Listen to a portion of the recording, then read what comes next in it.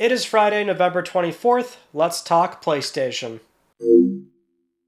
Welcome back, everyone, to another vengeful episode of LTPS. As always, let's begin with our PS Plus reminder. The November PS Plus Essential Games are still live on PSN. Make sure you claim those. Also, PlayStation Plus Extra and Premium.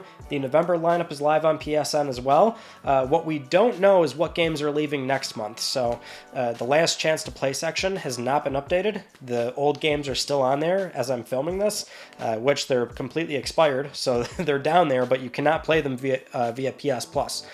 So something where either they have not updated it just yet, or no games are leaving next month, but I would have to imagine something is leaving. We'll let you know as soon as possible. Now, in other PS Plus news, I thought this would be worth mentioning, but one big release this year was Immortals of Aveum on PS5, Series X, PC, one of those next-gen only new IPs that we got this year from the new Ascendant Studios being published by EA, which the game did not do all that well, both commercially, in terms of the reception. That led to studio layoffs, and recently the CEO of Ascendant Studios, Brett Robbins, was speaking with Windows Central, and they were talking about all those things, but they also mentioned that, in this kind of circumstance, that means almost certainly they're going to put the game onto subscription. So they don't have a date just yet, but they are saying that it's likely going to happen, and they're both talking with Sony and Microsoft. Which, going back to when the game came out, it was releasing near Starfield, Armored Core 6, Baldur's Gate 3, and so when it comes out, and it's like not a bad game on paper, but when you're releasing in such a crowded year, like it's going to get lost, obviously. But I think it's noteworthy that we don't get new IPs too often, so it's disappointing to see how that played out between like that, Callisto Protocol, which this game also is like in a unique spot of being one of the first, proper next-gen games that's completely using all of UE5 with Nanite, Lumen. It's a very pretty-looking game with some weird trade-offs with the base resolution, but either way, we might see this game show up on PlayStation Plus within the near future. Now, we are pretty much going right into that Black Friday weekend, which means there's a lot of deals going on for games, hardware, gift cards, subscription, all that good stuff, right? So we already kind of touched on that, but one really crazy thing that just popped up is the standard current edition PS5. It looks like that is going on sale by way of like what appears to be probably liquidation, get all those last remaining consoles out while they're transitioning over to the new Slim model, CFI 2015. So basically right now I'm seeing that Target is running a sale where you can get the console for $349.99, which is the cheapest we've seen brand new for a PlayStation 5. Kind of nutty. I would imagine by the time you're seeing this, those consoles are probably all gone, both online and via like local pickup at Target. But again, this is like by the time I'm filming this, so we might see more retailers. You might want to just do some digging if you're looking for a PS5 and if you want that current model in particular, right? Because if you care about the whole disk drive online registration thing, or any other little oddities or minute details about the differences between these two consoles, then you might want to pick that machine up. But in terms of the new model, we can say that we finally see availability for the digital edition, because right now we've not seen that console go on sale, but here in the US you can finally order one from PlayStation Direct for its new $450 price tag, and also Slims are finally appearing to order or pre-order in Europe. So it just came out in France, the UK pre-orders are up, so it's going to launch on November 29th, so if you want the new model, then that's also finally rolling out to more regions. Now let's move on to The Last of Us Part 2 on PlayStation 5. As many of you saw from last week's episode, we did cover up the news how the game showed up on the PSN backend, but later in the day, we saw that Insider Gaming ran a full leak report on the release date, details in the game.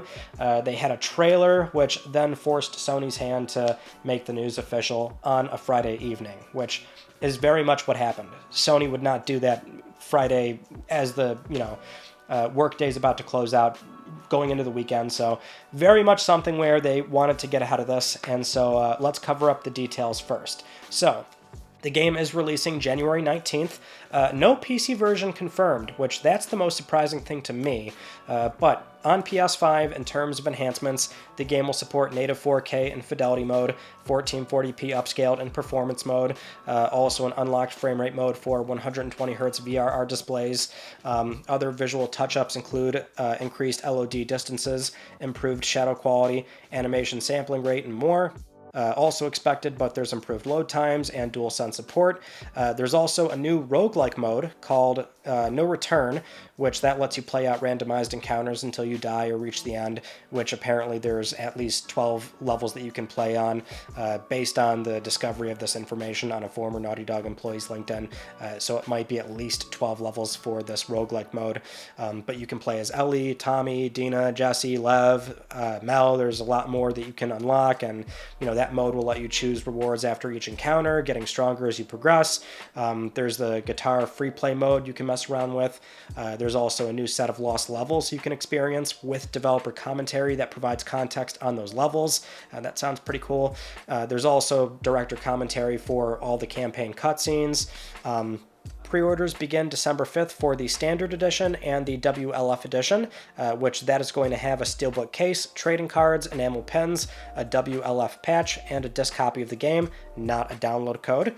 And also, if you have a disc copy or a digital version of the PS4 release, then it's the standard $10 fee to upgrade, with save imports being supported as well.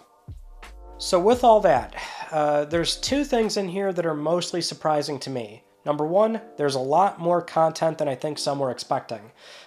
Between the guitar free play mode, which I think that's the only thing we really were expecting, but there's that, developer commentary, lost levels, more studios have to do that. I love that stuff. And also a roguelike mode. That just sounds super cool. The combat in Last of Us Part 2 I think is great. So, I mean, look, far be it from me, but I think if you have a PS4 copy, this is a very enticing $10 upgrade for just that content alone, but there's that. And then also not announcing a PC version right next to this one, which, I mean, I still think a PC version is coming, but that might have helped in the perception of this announcement, because the one thing that was not surprising is, how this game saw a tremendous amount of criticism for the announcement of it simply existing. And look, I mean, I get it in the sense that when you sort of consider the entire thing holistically, it's called The Last of Us Part 2 Remastered, which, just calling it remastered, it sort of feeds directly into the, oh my god, they're remastering it kind of thing, even though we've seen plenty of late past gen releases get proper native releases on PlayStation 5 and Series X. Some get called Ultimate Edition, some just have the same name, some get called Definitive Edition. We saw a lot of that from PS3 to 4, right? I mean, it's just like, it's something where we've just seen it time and time again, but calling it remastered with a 3-year difference, it's like, I see where people are coming from, but it's really just, kind of splitting hairs on the naming of it when it's really not much different from everything else we see from all other publishers. Having said that, you've got that playing against it. The Last of Us Part 1 was its own little controversy, right? Not having a PC release, which, could have been a very simple, like, oh, okay, well, they're also doing a PC one. It's like they wouldn't ship PS5 and not do PC. So I think there's ways they could have gone about this to, I guess, soften the blow a little bit. But either way, it's still something where, unfortunately, with Naughty Dog in particular, it has been what very much does seem like a dog pile. Now, in fairness, it really depends on where you read this stuff, what kind of circles you follow. Some websites, forums, comment threads, some are a lot more harsh than others. It really depends on where you look for this stuff. But, and I hate that I have to be the one to, sort of, remind people of certain things when it comes to the perception around this particular game or anything else that PlayStation does, because I'm very mindful of how this is a PlayStation channel, but I want to be as objective as possible. And my gut opinion on this is that it very much, it's starting to feel like a bit of a dog pile. Especially because this is the kind of job at a studio where this is not eating up the resources of the entire team. Between that or also Part 1, it just simply is not eating up the kind of resources where it's like, oh, we're not getting a new IP or a next AAA release that's, a sequel from Naughty Dog, right? These two things can both happen at the same time, and they very much are, right? Especially something like this where I think it was probably a lot more manageable than Part 1.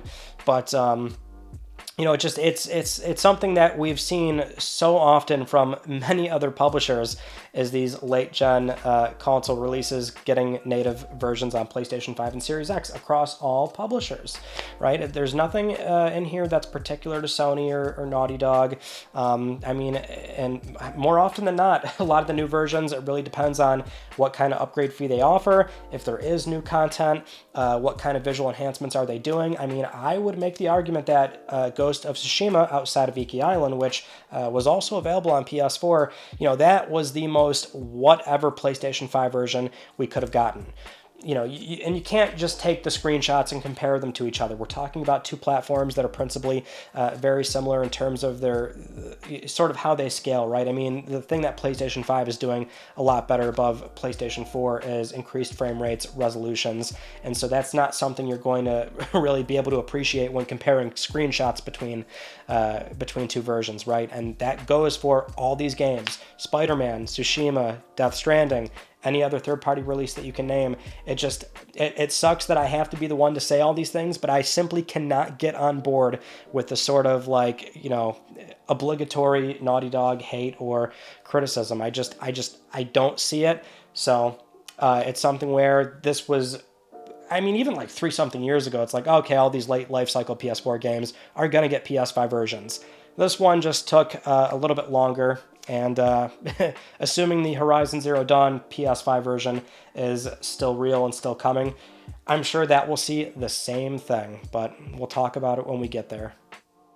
Moving on to our next story, we have a rumor here from Daniel Richmond's Patreon, where previously they've primarily done information and revealed info about the film industry for Marvel properties, but we have seen them pop up on the show before with them revealing info for, I believe it was Wolverine, and also The Last of Us HBO, I think, if I'm not mistaken, but apparently they're noteworthy in that industry with particularly film and Marvel. So recently they put up a new post about Wolverine where they claim the game is actually coming out in 2025, not 2024, as we saw from that ArtStation profile recently. And Daniel also claims that the game will have a darker, more violent tone, and it's also set in Madripoor, a Southeast Asian city in the Marvel universe. Now, there's not really much new info in there. Madripoor would be the big one, right? So we have a setting to go off of if that's where it is going to take place. But with the release year, it's kind of what we said last week.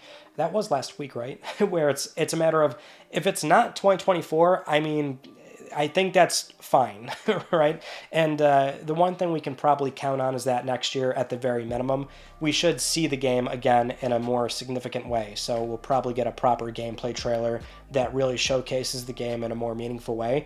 But between that, the release year, we did also know about the darker tone. Like, that was expected. The director said that much anyway. So we know that Wolverine, as a character, he kind of commands it either way, right? So there's nothing too much to go on still, but I think we are in for more information fairly soon going into 2024. Moving on to Final Fantasy VII Rebirth. Square recently put out a new press release where they confirmed a new difficulty setting. There's 3 total: easy and normal, which are self-explanatory, but the new one is a dynamic setting where the enemy power grows and scales accordingly with you as your party is going through the story. And so if you're backtracking, you should be able to run into enemies that previously they were a low level, but they'll be about the same as you go through that story, right? That's how that's going to work. I mean, a lot of games do this. I will say I'm not a fan of them. It's something where, I don't know, it might be like a sort of cheese approach, but I like feeling like I'm getting more powerful in RPGs. So pretty much every time a game has this, I do not like it. I turn it off. Or if a game, or if that's how the game is, I just straight up don't like it at all. So normally this is something where I would say not for me, but having the option, always a good thing. I know some do like to try and kick up the difficulty curve as high as they can, so at least in that sense, you're getting what you want out of this game. Next up, we have what appears to be a not very good update for the Knights of the Old Republic remake on PlayStation 5, which was planned to be a PS5 timed exclusive, but that might not be the case anymore if this game ever does come out. So initially what happened here was Giant Bomb's Jeff Grubb, when speaking during a Game Mess morning show, he said the game is dead and that a project like this is not going to happen without a partner like Sony because Sony is out. But a few days later, Bloomberg's Jason Schreier mentioned on Recent Era, and then again on X to clarify, that the game is not completely canceled. He says two people told him from Saber Interactive that they're still on the game, but the future and if it will actually come out does still remain uncertain. As a reminder, the project did run into some trouble with it being moved moved away from Aspyr and then over to Saber Interactive. And we also saw the Embracer CEO over many times now at this point when they ask him about this project. You know, he used to say, oh, it's still ongoing, and now he says no comment, or, oh, that's the question I get asked all the time now, and again, no comment. Because presumably there's not really a good update to provide here. I would imagine it's either down to a skeleton crew, so not many people are even attached to the project anymore, or they are like kind of scrambling to find a new partner because Sony is apparently no longer in that deal, right? They were funding a good portion of this. That's why they would have timed exclusivity. That's how that typically works. So if the game ever does get off the ground, that means it might be a day one multi-plat release, but they have to find a new publishing partner. So we'll see how it shakes out, but I think it would be safe to say that we're not going to see this game for a very long time, probably outside of this platform cycle, with how long it's taking to even have meaningful progress here. All right, now this is one of those things where I feel like we just have to acknowledge it, so here we go. Hideo Kojima and Timothée Chalamet, or Timothée Chalamet, however you pronounce that. Apparently he is okay with you saying it both ways. Didn't know that. I double check normally every time I'm about to pronounce something. It's something you learn doing this job, is to make sure you pronounce correctly. I guess I was also not saying Odyssey correctly, the company that Sony acquired. I was calling it Audiz. So that's me rolling the dice on pronunciation. You learn something every day. Anyway, I think it's worth mentioning that the Game Awards are coming up soon. Since The Last of Us Part 2 is not going to be there, which that might not have ever been planned to be there, for all we know. But SIE does like to announce something, so maybe we'll finally get an update with Death Stranding 2. Maybe there's a new trailer with Timothée in the game, or maybe he's part of this Xbox Overdose project. Just something where the Game Awards, we're probably going to see SIE do something, maybe one trailer, maybe nothing, but I would put good stock in us getting something. Moving on to some news that you probably don't care about, but PlayStation's new mobile division, which they've been building this team and they acquired a studio, Savage Game Studios. Well, that's the news there, is that studio has now been renamed and rebranded to Neon Koi. That's really all we have. and this is on the back of, we saw the head of PS Mobile, Nicola Sebastiani, left in June, which a month later, the Savage Game Studios co-founder left in July. And then also back in, if we, go back to 2022 for SIE's business segment briefing, that's where they also mentioned that they wanted to have some mobile stuff released by now. I think they wanted to ship like 5 to 10% of their release cadence. They wanted that to be at least mobile stuff. Right, so, but as we've seen, games just, no matter what they are, they're always going to take longer than you would think. So, they're delayed on live service, and they're very much delayed on this mobile games initiative as well, which is kind of a separate offshoot that's really a separate division within the entire SIE hierarchy, So, I know it's not really the most exciting thing, but I still want to see how it pans out, because it seems like, at least in terms of the team building and the investment with buying a studio, this is the most they've really put into this area thus far, I guess we could say.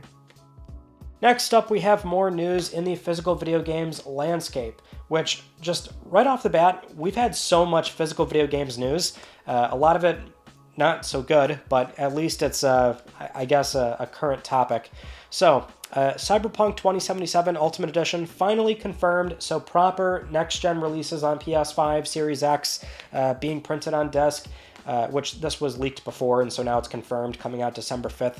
But the problem here is that in a very unusual case, the Xbox version is all on disc, but PS5 has to have a download code for Phantom Liberty. Now, why is that the case, especially when PS5 has Ultra HD Blu-rays with 100 gigabytes of storage? You can easily fit that on that game disc. So why is that the case? Well, so this boils down to what is a requirement from Sony. It's not really an issue of compiling a base game and DLC on the same disc. You can certainly do that. There's hundreds of examples on PlayStation, but it's more a matter of it seems like Sony does have a requirement for that being released as a separate SKU, which in this case for Cyberpunk on Xbox, it's the same SKU number. That's what they're trying to do, right? So they're throwing in just a pamphlet with being on PlayStation 5. That way they don't have to go through the entire resubmission process and putting this under a different SKU. You could do that, but it's a different process, a little bit more costly, and so something where CD Projekt Red seems like, it seems like to them it's not worth it. That's what's happening here. So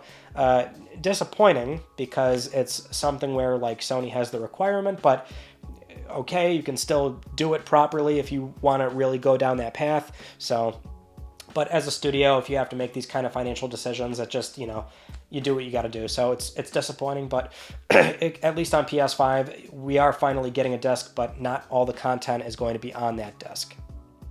Now, some of you might have already noticed this, but the PlayStation mobile app is finally getting PlayStation Direct support, as in you can finally order consoles, games, accessories from PlayStation Direct right on the mobile app. I don't have it just yet, but my understanding is that it's kind of one of those in-app web browsers. So it's not really like proper support in-app where it can sometimes be a great avenue for being able to get a pre-order in on a high-demand product. I know that's the case for a lot of websites where sometimes it's simply easier to use their app, or like with Apple products, it's always easier and faster. Sometimes it goes live a bit faster on the app. So that would have been nice to have that option here. It doesn't seem like that's the case, though, if it is in-app, if it's an in-app web browser, you know what I mean? So they should have done this a while ago, but for now, this should be rolling out globally. Now let's move on to some more PS5 sales data, because the October numbers are in for Europe, which this is being reported by GamesIndustry.biz, citing the GSD, which tracks video game sales data in the region. And so we saw that PS5 year over year for the month of October is up 143%, which is absolutely nuts. Triple digits. Now, the thing is, percentages, they always are a bit flattering because it depends on the number they're coming from. So at least in this case, we know that last year in Europe, PS5 in a number of countries did have some stock shortages. So that's going to be playing a role, but still 143 just highlights how much demand was there. So if I haven't said it before, I will say it again and beat that dead horse. Can't wait to see what that fiscal report says, if only because it seems like they are probably going to hit that very aggressive target of moving a lot of consoles, 25 million for this fiscal year. And as a little separate story here, but we did also learn that Sony does want the PlayStation Portal to be tracked as separate hardware, as in we should be getting numbers. That's weird, but that is the case. They don't want it to be classified as an accessory, which we're hearing that from Circana's Matt Piscatella, and we already saw numbers from Spain where I think it moved like 5,000 units. So we're actually going to see some meaningful sales data for the Portal as well, which that will be interesting to track over time. Moving on to an acquisition story that was not made by SIE, but instead Aonic, acquiring Endreams for $110 million, which Aonic is a relatively unknown sort of portfolio of studios, a pretty big conglomerate. They had a minority stake in Endreams already at $35 million, but now they've bought out the entire studio for $110 million. And at least for Endreams, they do have a historical relationship with Sony in that early on, they were a content creator for PlayStation Home. They made hundreds, thousands, I think, of virtual items for PlayStation Home until they eventually started doing VR stuff. And they did put out a number of PlayStation VR games like Fract, Synapse, Ghostbusters, Rise of the Ghost Lord. So they've been putting out some games, and this is one of those things where I feel like it's a bit of a missed opportunity. I mean, it's something where I wish, the one thing I want Sony to do is, if they're going to invest in the VR space, which they have, they highlight so many VR games. They shipped PSVR 2. I think it's a great headset. But the little extra mile I want to see out of them is acquire VR studios. Endreams seemed like a perfect candidate. Between them, Polyarc, I mean, they're all getting scooped up. So it's just, it feels like a lost opportunity because, I mean, the thing is, I will always be of the mind where it's like, you don't want to put Naughty Dog, Santa Monica, Insomniac, even though Insomniac's done VR stuff. I mean, if they want to do more VR projects, then, back them in a big way. But generally, you don't want them working on VR stuff. It is a smaller niche platform. Let them do their own big, high-caliber stuff on PlayStation 5, but make those acquisitions with other studios that you've partnered with putting out PSVR games. So I felt like this was a missed opportunity that I wish SIE would have invested more in. So in that case, at least, it's something where Endreams is off the market, not entirely, but it does seem like we could probably still, nothing should really change. They'll probably still ship PSVR 2 games, but I think they would have been, better suited in-house at SIE. Now moving on to this big PlayStation lawsuit, which, if you remember, this goes back to August 2022 when this was originally filed. It was a £5 billion lawsuit, or about $6.7 billion US dollars. But it was alleging that Sony was charging too much money for PlayStation Store games because they were using their market leadership to get away with it. They were, ripping people off. Well, now the update here is that the UK's Competition and Markets Authority have ruled that the lawsuit can proceed.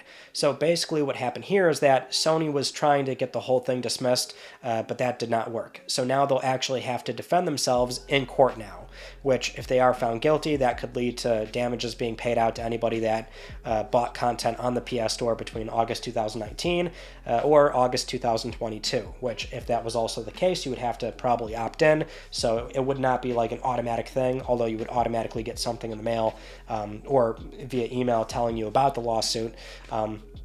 But that's where that stands right now, which, going to court, okay, I still don't know how this is going to reasonably go anywhere, especially for a big company like Sony that can have really powerful lawyers on retainer, because the whole suit just still seems a bit silly when you consider that all platform manufacturers do this. The cut is the same, so it's, I mean, they can make a case, and maybe they'll set some kind of precedent that makes it easier for a lawsuit to get through for other platform holders. But if I had to guess, I would say that is not going to happen.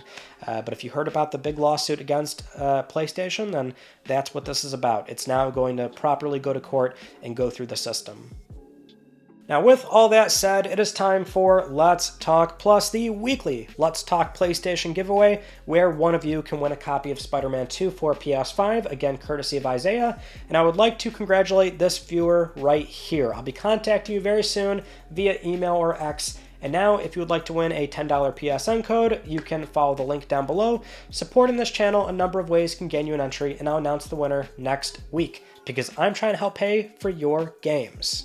Those are all the stories that I wanted to talk about with you all from this past week, and our Tuesday video was unboxing some new PlayStation 3s, original, a 60 and a 20. I've had them for a long time, and now I'm very happy to finally open them and throw them into the display. So if you want that nostalgic, lovely PlayStation 3 goodness, then that is the upload for you. But still more to come, and also editing on 30 Platinum's Part 3 is going well, so that should be ready fairly soon. Can't wait to finally have that out there as well. But in the meantime, that is it. So that concludes this week's episode of Let's Talk PlayStation. I'm Ryan Benecki. Thank you all so much for talking with me, and I will see you all next Friday.